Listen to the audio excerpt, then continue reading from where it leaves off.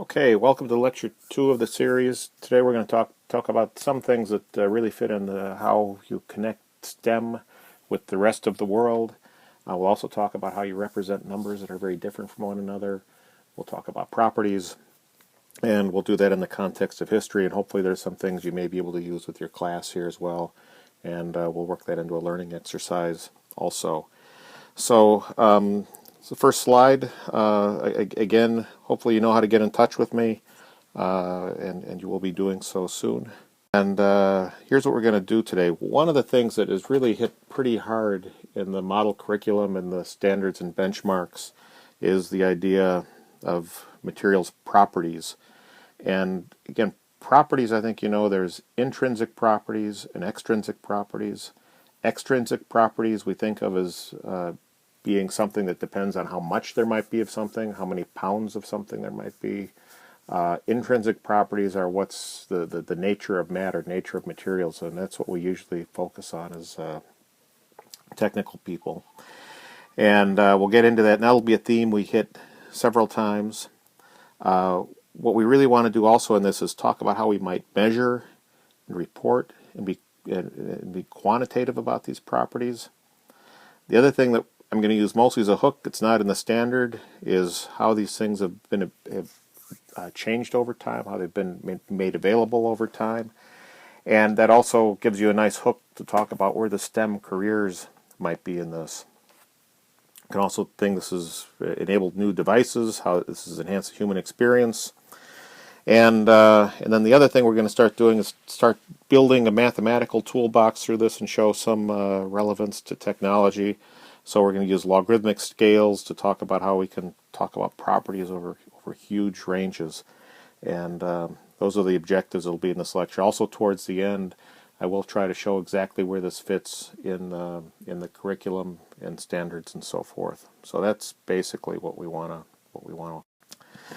Okay, so first what I want to do is consider a number of things and how they've changed basically over the last 200 years. And let's consider back our grandparents' day, if they were going to go skiing, what they might have thought of skis of. They'd look something like this. This is what it looked like in the 1500s. This is about what it maybe looked like in about the 1920s. Basically just planks of wood. The materials you had were basically those available to you. You could cut down trees. We also might be able to use metal to make bindings, and we'd have leather boots, and we'd have kind of this limited menu of materials that would allow us to make skis. And even back then, the skis were kind of expensive in the day. You didn't have a lot of skis, and they looked something like that. Well, if you look at what skis look like today, this is from website skilab.com. It shows you've got, and you may not, may not be able to see this perfectly right. Let me see if I can zoom in on this. I forgot how the zoom tool worked. Anyway, you got transparent layers, fiberglass, sidewall materials, all kinds of things that you might. There we are. That we might end up using on this. And all those materials together allow you to tailor something to exactly what the properties you want out of the skis. So you've got metals, you've got fiberglass. This is glass. You've got polymers. You've got metals. All these things put together in a way that really gives you an optimal ski. And in terms of what it costs, in terms of real cost, it's probably a lot less expensive than it was back in the day. So things have gone together. You'd never go buy a ski with what they looked like back years and years ago. Latest tech. Let's consider another example. Let's look at the canoe back in the day. Back years and years ago, when the Indians were the custodians of the lands we're on today, this is what a canoe looked like. It was made out of what's available, things like bark, sticks, dug out from a single log. These things leaked tremendously. They were heavy, waterlogged, didn't last very long, and it's all we had that was available to us. Today, it's kind of ironic. Back when your livelihood depended on having a canoe, you had a pretty lousy canoe. Now, if you're just a recreational canoeer for a few $100s, maybe a couple $1,000s, you can go out and buy a very nice canoe. Kevlar epoxy. These things are light. They last almost forever. Much more durable. And an ordinary person can go out and afford one of these, even if your livelihood doesn't depend on it. So, again, this is enabled largely by materials and in some way better. Another example of this is portable music systems. Back in the 1800s, 1880s actually, about the time Ohio State was founded, Edison came up with this device. Basically, a little stylus rubs against this wax, can make a recording, can play back a recording, be naturally amplified through this. And this big hunk of wax would carry one song, maybe you could play it 100 times or so. And now you can get, I don't know what it is, 10,000 songs or something like that on a little iPod. And this is even newer things now. It's about 2010. Absolutely incredible what you can do. You're storing power on there. You're storing thousands of songs, video, touchscreen, and this thing is way cheaper than this ever was because there's just less to it. Point I'm generally making, you're trying to see, is materials are central to making life better for all of us, and in a very strong way. And it's actually a lot of jobs in figuring out your students could be part of. Look at boating. This is something that I enjoy doing, and enjoy doing it kind of poorly right now. But this is the first America's Cup winner, America, back in 1851. Again, the thing about yachting, the top levels, it's always been big guys with big egos, big wallets. They developed boats like this, got a crew to sail them. And those are pretty fast boats, but you look at what's going on, and this is a field that's actually still exploding today, sailing, and the very latest America's Cups boats are going to be raced this summer, basically, in San Francisco Bay. And these things are 72 feet long, wing-like sails. They've got carbon fiber bodies, carbon fiber masts. And the goal of this is to make something that has the shape is absolutely as light as it can be, as strong as it can be, but still when these things wipe out, they wipe out bad. And this is the defending team, the Oracle team. Their boat took a spill, broke into hundreds of parts. This is the mast. You can see how thin it is, how light it is, carbon fiber composite. Incredible stuff. These things are up on hydrofoils. And by the way, this summer my vacation is going to be out in San Francisco Bay Area, and part of what we plan to do is see the America's Cup qualifying and see these beasts. Great fun. Again, there's a couple things you need, but part of it is these great materials that make this thing, these kinds of beasts, possible. And these you might be able to get 10 knots out of. Here you're getting 50 knots out of something like this. Absolutely incredible. So just, again, the big theme, I think this is a theme you can work with your students, is consider the last 200 years. And a slide from, I'm going to try to make the point, maybe a big, difficult point for a ninth grader, but I'm going to try to make the point that STEM fields, technology, engineering, science, has actually made life better for everyone. There's lots of room in this. So if you consider the last about 8 generations, 200 years, which is a drop in the bucket in terms of human history, it's changed dramatically. So in about 1813, life expectancy was something on the order about 45, 50 years. You didn't live very long, and life was also pretty darn rough back then, too, a lot rougher. Your income might be on the order, on today's dollars, about $5,000, and consider per year. And consider all the things you couldn't do no matter how much money you had. You couldn't travel back and forth across the country or across the world the way you can today. Most people couldn't eat as well, didn't have warm coats, didn't have comfortable houses, didn't have air conditioning, central air, all these things that we kind of take for granted. I posit all these things are basically based on STEM. Today, on the order we live to about 80 years old, and the developed world is getting there. The developing world is moving there. And our income is on the order about tenfold, about 50K per year on average in the U.S. And again, the developing world is coming along. The fusion of technology is making that happen, and technology, by and large, is making the world better for everyone. I do truly believe. Some issues certainly we still have, but this is all. So all these things that we've made, technologies enabled, are basically, by and large, enabled by new, better materials being available. We go on and look at devices and medical devices, personal transportation, air transportation, food packaging, buildings and roads. Sporting goods has a huge number of examples. Musical instruments, art and materials, what we do in weapons, both offensive and defensive weapons. All of these things have been transformed largely by materials, partly by STEM sorts of things. So what makes next generation stuff? How do we keep progressing from one thing to the next? This is a proposal I'm going to make. I think there's basically three parts to it. One, you've kind of got to have an idea or design.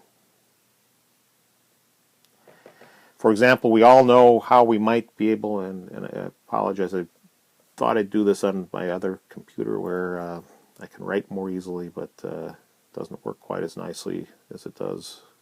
It's not quite as stable right now as my iPad, so I'm doing it on this where the writing isn't as nice. But you have an idea and a design. That's what I point here. So you've got idea, design.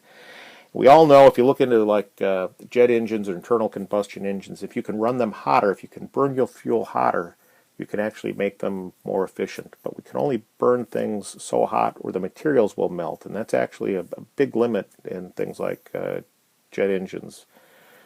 We also know that, there's all kinds of physics theory on ways we could make circuits even smaller and even faster, but actually controlling the materials, controlling the circuits, materials control that. So you got to have an idea and a design. You also have to have materials that might enable that design. And that enables at least a few people to have it. If you have an idea and a design and you've got the materials, you can make some cool things. Then I think also in order to make these things broad and make it so that lots of people participate, you also really need some kind of manufacturing to go along with that, manufacturing. And these are the things together that really do change the world, and these are all really STEM topics. These are the reasons we need more people going into these topics, because this is changing the world and it's only going to accelerate. And let me show you that. So we'll get to that in a little bit.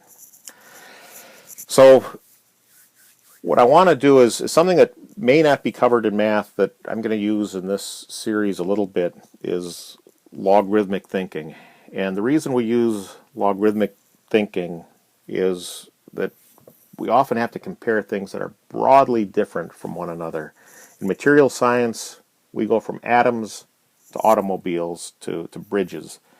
And it's a difficult thing. That's basically what we do with chemistry. We're going to the engineering up. So we're linking things that are on vastly different scales. The other thing in terms of time scales are going between atoms that are vibrating, 10 to the 10 times per second, unfathomably fast. We also are trying to predict what happens to a power plant over 30 years. So we're going to consider some of these large differences more than small ones. And there's ways of thinking about this mathematically, but it's very different than when you're thinking about, well, I can make something 10% better or save 10%. I'm considering atoms to people. And linking these length and time scales is a large problem in material science. We'll link this back to human history in a little. So here's time scales on a logarithmic plot. basically a logarithmic plot. I'm sure you've all seen it before, but you may not have looked at it in a long time. Basically, what we do is we go from how fast an atom might vibrate, which is in the order of 10 to the 13 times per second. And I can take those scales and keep going up by a factor of 10, by a factor of 10, by a factor of 10. And atomic vibrations are down here to really, really fast time scales. We can go up, and I've got to change my thing. There we go. Go up. We consider that something else we think of that's kind of fast is maybe an explosion in an internal combustion engine. That's happening. That explosion is happening at about 10 to the minus 4, about a tenth of a millisecond. You have that explosion. Okay, it's a short time, but compared to this atomic vibration, it's about a billion times slower than that. You can have a billion atomic vibration periods of that. So the way we do this is on a log scale, where every decade, every time we go from here to here to here, we're increasing by a factor of 10. Again, I'm sure you've all been part of this or seen this sort of thinking before. So we can go from a millionth of a second to a second, over 6 orders of magnitude, boom, boom, boom. Second to an hour, there's 3,600 seconds in an hour. So you're going 10 times, 100 times, 1,000 times, 3.6 thousand. Goes from a second to an hour. And we can go from an hour to a year.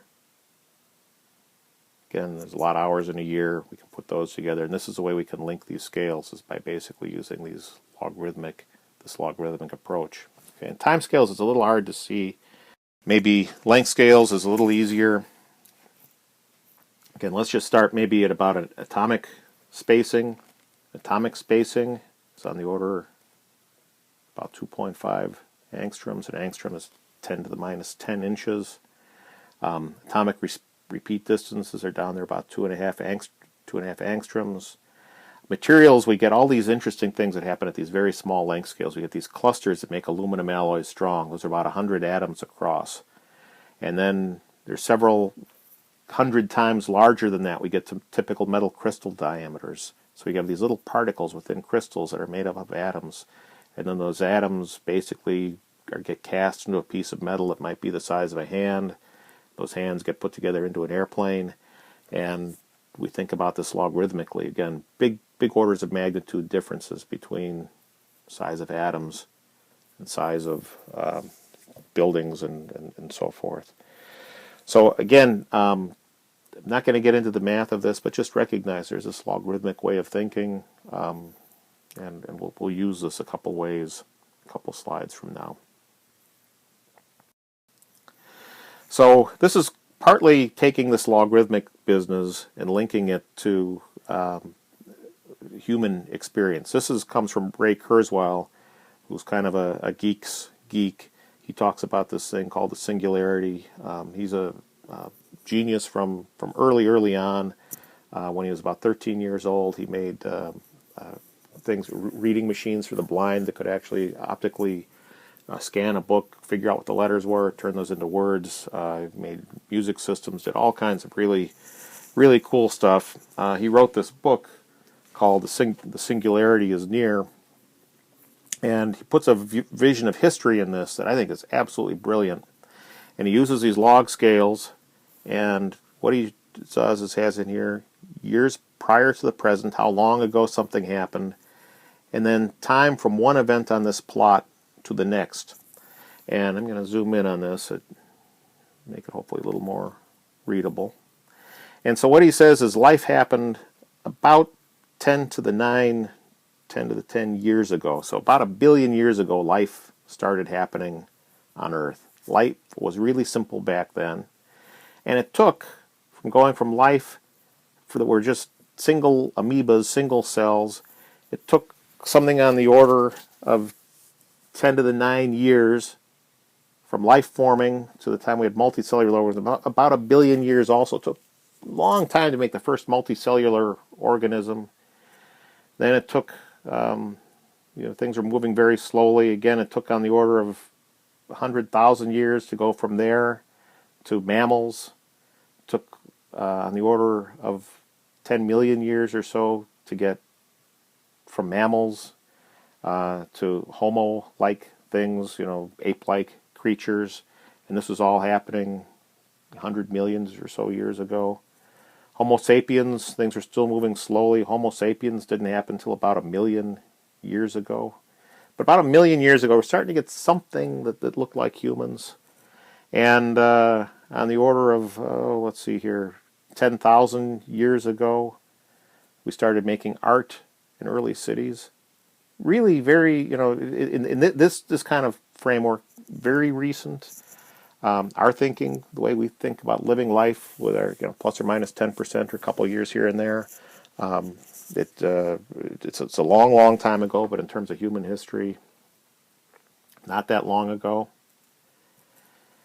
And then if we look recently, things really, really started exploding in the past few years. And this is why he says there's a singularity coming. There's a time coming where we're accelerating so fast, things are going to be dramatically different post this thing called the singularity. Well, let's look, kind of printing experimental method only happened a few hundred years ago. The Industrial Revolution happened a couple hundred years ago. Really, the 1800s were the Industrial Revolution. Electricity and the radio about the electricity around late 1800s. We started getting electricity. The computer was something that happened in my lifetime. The internet happened in the latter half of my lifetime. The connectivity is allowing things to happen faster and faster and faster. The diffusion of this technology into the world is really fast. So the 2 points I want to raise out of this thing. Number one, there are ways we can use these logarithmic scales to look at kind of interesting things. That's clear. The second thing is, if we look at it, and I think Kurzweil's, if you read his stuff, and I encourage you if you like this kind of geeky stuff, if you look at his stuff, I think he made a brilliant analysis of what's happened in history up to now, and things are going faster and faster, faster. The other important point is it's technology that's making everything faster. Because we have computers, we can design more complicated things, and we can control things in a way we couldn't before. That's going to enable new devices. All of this stuff speeds up, and you've got to be on the STEM train if you're going to be part of this. That's a big message I think you want to get to your students, and that's why I think people are so interested in what's happening with STEM.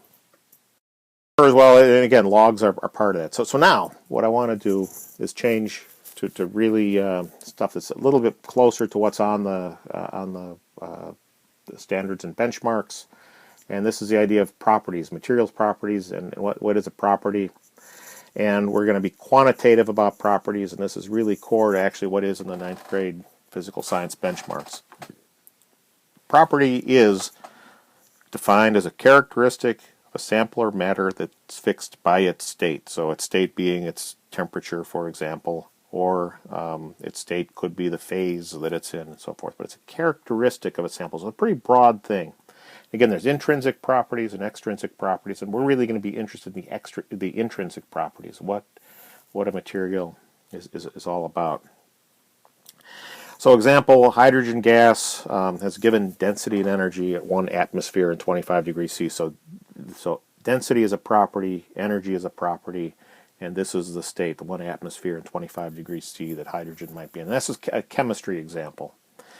Materials examples are shown here. Material example really is steel has a given luster, density, conductivity, strength, at room temperature. And what we want to get to is these things, density, conductivity, strength. These are all things that we can measure and be quantitative about. Again, linking back to some of the things we talked about before. There are certain units we've got to use, and these units aren't necessarily simple ones, and we'll talk about those units. So let's consider some materials properties. And really, properties as we engineers use them are really a measure of some kind of fitness for a given service, given purpose.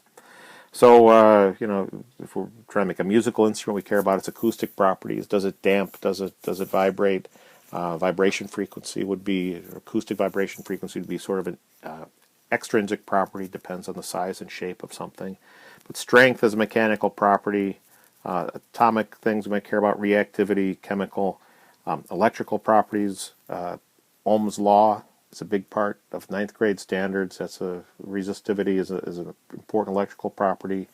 Thermal properties are important. And a lot of these things like density and stiffness are not easily changed by structure. So example, density, elastic stiffness. These are things that are hard to change, but it turns out some properties we can change all over the map, and an example we're going to make next week is strength of iron. For example, with minor changes in chemistry and changes in property, we can change strength of iron all over the place, and that's something we as engineers manipulate quite a bit. And we'll talk about that, talk about how you measure that, and try to develop an appetite of how we might manipulate and understand. Okay, so two materials properties I'm going to consider throughout history, and this is an example I'd like to think you can use with your students. One is strength, the other is density.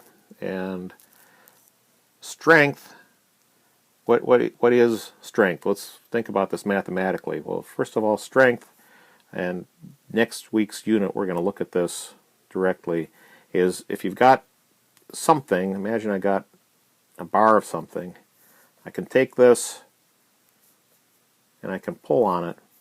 And basically, strength asks the question, at what force, I'm going to erase that,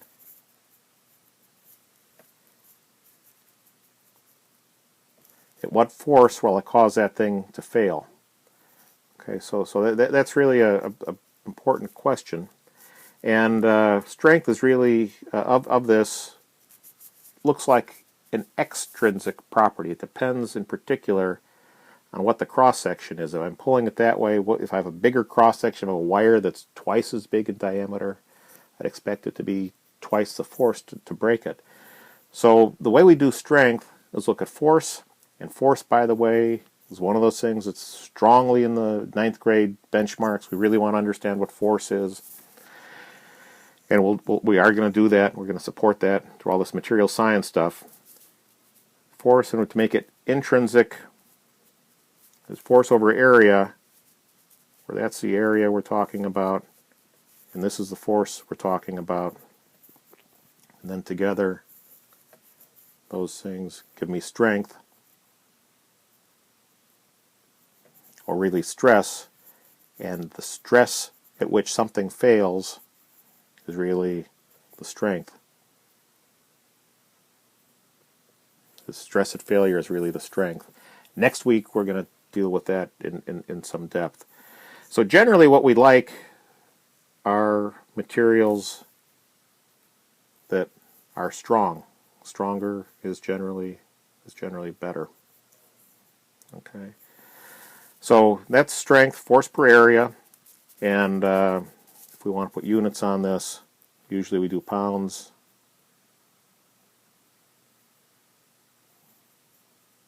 Per square inch. There's a nice opportunity to do some simple math with this. Okay. So the other one we're going to deal with is density. And density, I think you all have the idea. So density is another one that's strongly in the ninth grade standards and benchmarks. So the idea is you've got something, you've got some volume of material. You can take that and then out of that find that it has some mass. We usually say the density, I usually use Greek rho for density,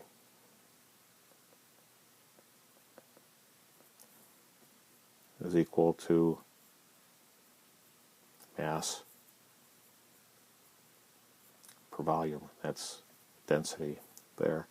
So what's also hopefully nice is we've got two properties, strength and density, and we also have fairly complicated units for these things. And again, I think units is one of these themes that I'm going to want to hit hard, hopefully, as we go through this course. And units that can be kind of complicated. Again, miles per gallon, yards per carry, stolen bases per game, whatever, are all these contrived units that we end up using. And in engineering, it's no different. We have all these contrived units.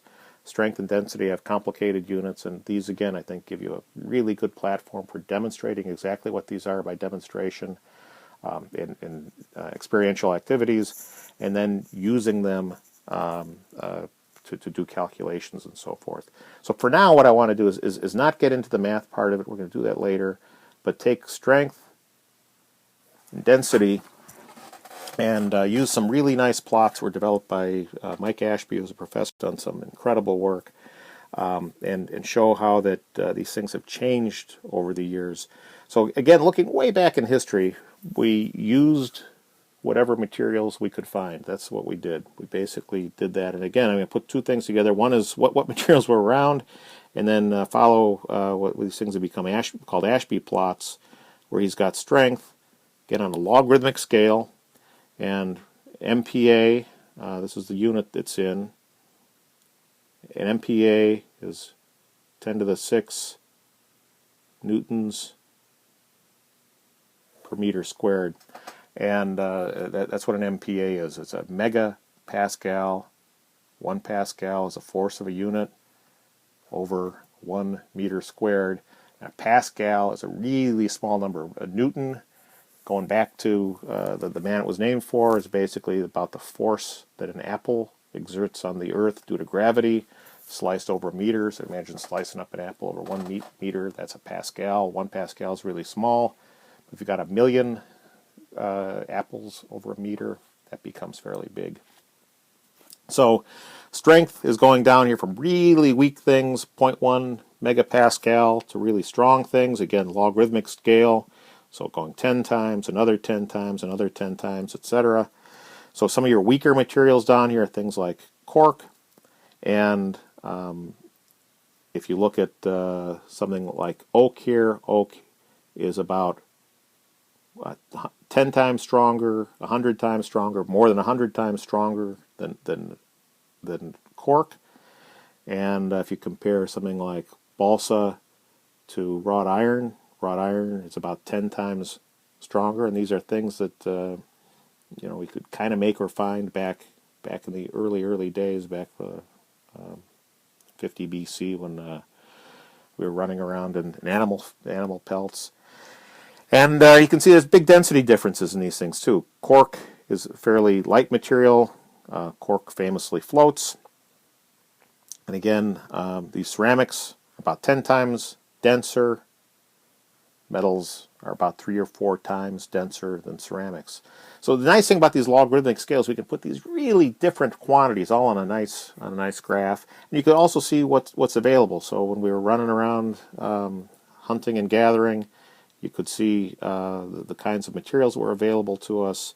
And it's actually a fairly modest list of them. We've got our natural materials. We've got some ceramics and glasses. We've figured out how to take sand, basically pack it together, put it into a kiln, turn that into a ceramic. There are also some metals that we could find, for example, or found some ways of making them. And copper is one that we might talk about. You can make that out of malachite. We can reduce copper or malachite to copper. That's something that can be done in the lab. These are all things that we learned how to make early on and made simple implements with these things way back in 50 BC. And the next graph I'm going to show you is going to be tried to put it's the same scale, put the same way, and you can see that the area has expanded. So let's watch carefully and see what's. And now you can see that we've actually started filling in a lot more area. You're seeing that materials are stronger. You can go back and look at these together, you can see that there are polymers and elastomers added to the list, new classes of materials, and you're starting to expand more real estate. There's more available to design with. This enabled new sorts of things. We had much higher strength materials now available. Materials are available that are 2 or 3 times as strong as they were back in 50 BC. This has allowed us to make things like airplanes and automobiles. We've also developed manufacturing technologies. So the range of properties has expanded, the number of materials have expanded, and also our ways of making them have expanded. So this, by the way, is sort of the list of materials that World War II was fought with. Okay, and if you pull up the PowerPoints, I encourage you to go back and forth. I think it's really neat to compare these things. Now what I want to do is skip forward to the next slide and show what the situation is. And you see today we've got a whole bunch of interesting things that have happened. So cork back used to be one of the least dense materials we had.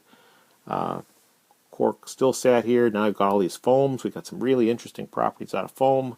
We've got polymers, we've got composites, we've got ceramics that are going to be very, very strong, and the strengths are increasing. And I expect over the future years we'll see this whole map expanding out in all kinds of other ways. This map is what's enabled all those cool new products. Why we have skis today that we could never imagine back in the days when we really needed skis to get around. So this is where all the cool stuff is starting to come from. And I think you can appeal back to this as you teach materials to your 9th grade. So what I want to do, this is going to be the quiz for week 2, and I think this is also a good challenge for your students. Consider something that's been around for a long time, and consider how this might be back in your grandparents' or great-grandparents' time versus what it's like today. And I'll let you consider the time scales.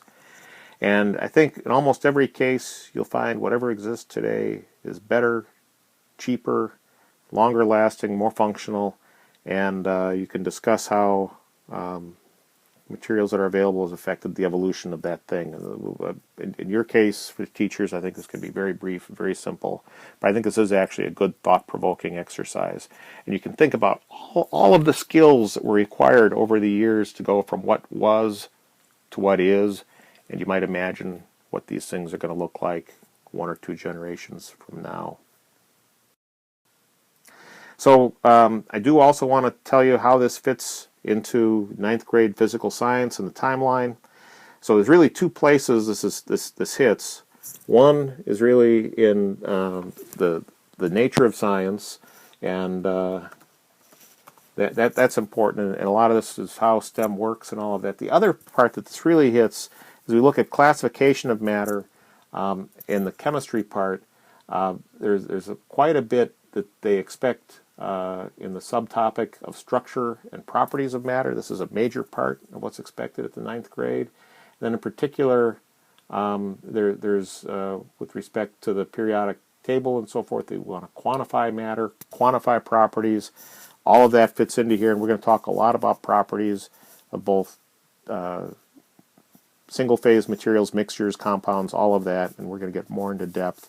But I think right now we're starting to build the basis of how we express these things with numbers. So this does fit directly into... So that's basically the end of the lecture. Two more things I want to do is, again, I'm going to keep pointing out resources we have. A really good thing that hits us exactly is there's this toaster project. If you haven't seen this is a wonderful TED Talk guy by the name of Thomas Thwaites. He also came to Ohio State and gave an expanded version of his talk here. We've got that, and I've got to get that up online and will for you. And he basically was a design student and said, you've got to make something from scratch. He said, well, I think I'll make a toaster from scratch. What does it really mean to make something from scratch? So he tried to make the metals, the polymers, the insulators, all basically from scratch. It's an amazing thing. So he basically tried to take iron ore, turn it into iron, tried to make copper wire from copper ores, and I'll encourage you to look at that and it's there. The other thing is I'll point you towards is Todd Bolenbaugh at Tolles has a wonderful set of the material science demos. It's up online. Again, I encourage you to look at those, and those are all hooked right there. That's it for now. Hope everybody's doing well. Hope you're keeping up online. I'm going to stop there and wish you a good week. Take care.